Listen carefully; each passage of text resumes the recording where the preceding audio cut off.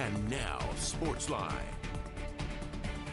State softball tournaments began today across the Gem State with much of the action here in East Idaho. We'll start tonight with Thunder Ridge in the 5A tournament after the Titans advanced out of the first round this morning. Later in the day, Thunder Ridge faced 8-seeded Bora in the second round, and the theme early on was pitching and strikeouts. Kellyanne Scoresby strikes out the side to start the game for the Titans. Megan Miracle, though, was also on her game from the get-go. She also struck out the side in the first inning, getting the Lions going on the bump. The second inning brought more of the same. There's one for Kellyanne, and there's two punch-outs to end the top of the second. But Miracle and Bora answered with 3 more Ks in Thunder's next at-bat. Eventually, the Titans broke through, and Thunder Ridge wins 3-1 to advance to tomorrow's 5A state semifinal.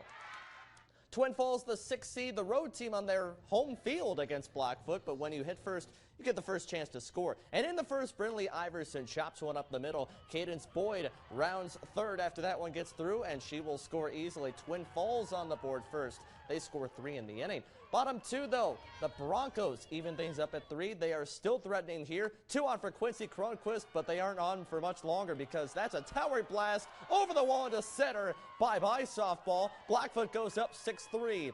Top 3, Bruins want some runs back. Bases are loaded. Keisha Willie goes right back up the middle for the Bruins. 1 run scores. That's Mackenzie Hudson, rounding third. Here, play at the plate, she is called out, so it stays just a 6-4 game. But Twin Falls comes back to win 12-11. Second round action in the 4A tourney. Pocatello stays unbeaten. The Thunder win a good battle against Hillcrest 6-4 to reach tomorrow's semifinals and improve to 28-0 this season.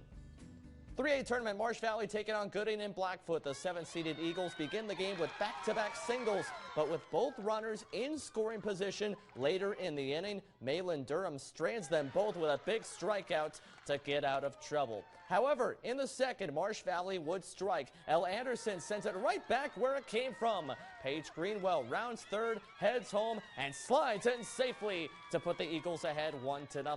Marsh Valley thinking upset, but Gooding responded well in its next at-bat. With a runner on third, Catherine Slyman's grounder gets through, and Taylor McLean scores to tie it up.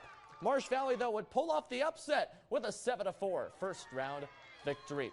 And the Eagles kept the good times rolling in the second round and then some. Marsh Valley dominated 3-seeded Homedale 12-1, and the Eagles soar to tomorrow's 3A semis.